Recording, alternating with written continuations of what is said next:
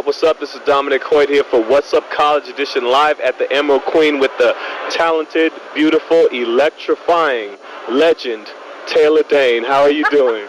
I'm a legend. Thank you. I'm doing well. It's cold here. Yes. Okay. Yeah. So, for our viewers and the college students that don't know, why don't you describe to us what makes Taylor Dane Taylor Dane? Wow. It's very difficult, I think, for an artist to describe what makes them unique. But I've been told by fans and people that hear me that I have an edgy, very powerful, passionate voice that seems to grab people from deep within and knock them out with it. Seems very real to them, supposedly. And I feel very real when I sing, so. Okay. Yeah. So who are some of your top 3 influences right quick off the dome? Off the top of my head, it changed, as I was growing up, who I was influenced by. Certainly radio. I would say my early childhood years, it was AM radio, and that could have been Karen Carpenter to the Foundations to the Temptations. And then when I finally was listening to music with my friends, and they were pushing me, with their influences, it was Led Zeppelin to Bad Company, which was Paul Rogers, which was a lot of the rhythm and blues artists out of, the British invasion bands, so to speak, that rock kind of thing. And then it was the Joni Mitchells, the Melodies, the Ricky Lee Jones, Al Green, Pat Benatar, to Ann Wilson, to Ron Isley. Ooh, my God, yes. Mr. Biggs. Oh, God. Oh, my God. Contagious. Oh, that thing kills me, that song. Oh my God. Damn. Yeah. So, this is a college show, so what are your views on college and college students? I mean, whether they be into rap, reggae, rock, or R&B. What is some of the type of views and advice you would give to students, college students, who want to kind of follow in your footsteps and one day become legendary musicians? Wow. I have been singing since I was a child. I always knew what I wanted. The dream for me was to be the rock and roll star. I have been inspired that way, and I'm very fortunate and very lucky. I always knew what I wanted. To those that are in school for music or for the arts, I would say that I did go to school for voice. I did study classical voice training, and for me that helped me where I was like destroying it at night in the clubs, and I just wanted some sort of discipline and foundation to keep my voice intact. Like generally before I do a performance I vocalize, and I've learned over the years technique and different things to keep my stuff together. It doesn't matter the genre or style as long as you I would say as a student that you apply it. I think we're all influenced now. I mean, this crazy mixed up world, the media and just in general, all the marketing and media that's attached to, the visuals and the visions that we see. Visually we're stimulated every day. And I mean, that's what music's always been. What you get, what your environment gives you, and, where you grow up. And you got to feel it in your bones. That's just the way.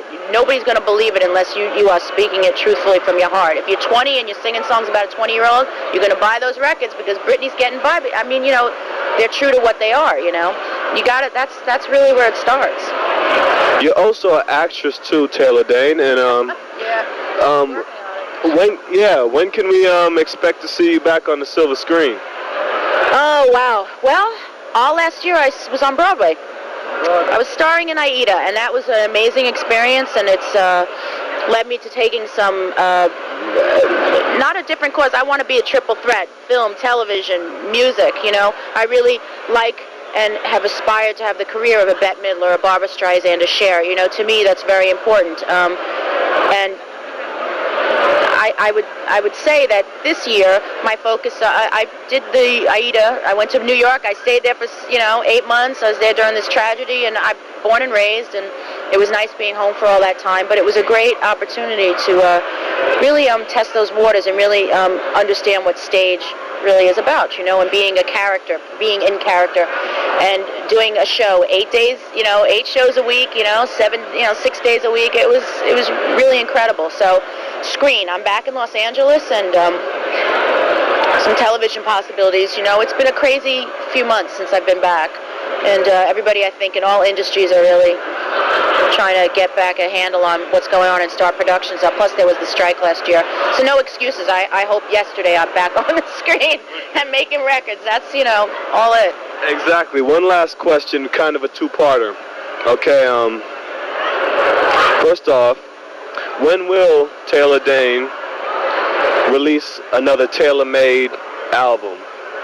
That's the first part of it. And how do you think the music business has changed from when you first debuted with songs like Tell It to My Heart and Prove Your Love? How has the music business changed from then to now?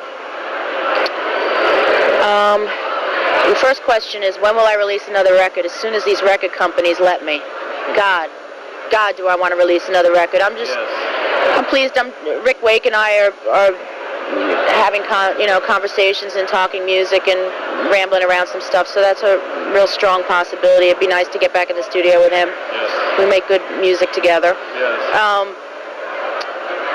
Looking at soundtrack possibilities, I feel real strong about something, maybe in the Bond film or, crossing my fingers. How has the music industry changed? Every time when we talk about those kind of subjects, to me, things change, but they're so cyclical that they almost come back to the beginning. And things are always going to spiral like that. I mean, 6-7 years ago, it was a grunge era. My first record came out in 87, 88, Tell It to My Heart. And it was a very pop-oriented market, and I was the teenager, the young 20s, and that was my audience, the kids, and it was pop, pop, pop, and then everybody was like, damn, we need to, there's always going to be a shake-up, and then Seattle, and, this area really had a strong musical connection to folks, and there we had Nirvana and the breakthrough of Pearl Jam and all that. So, and now you're seeing, for the last 3 years, real pop, strength again, and industry is always changing. It's always, whether the format is DVD to CD to, digital. I mean, it's always changing. There's always new opportunities, and there's always new artists. It's finding, finding your opportunities and knowing where to pitch yourself, and then having the strength to keep standing up, because eventually you get to sit down. Yeah. Well, I want to thank you. We are so honored to have you on What's Up College Edition.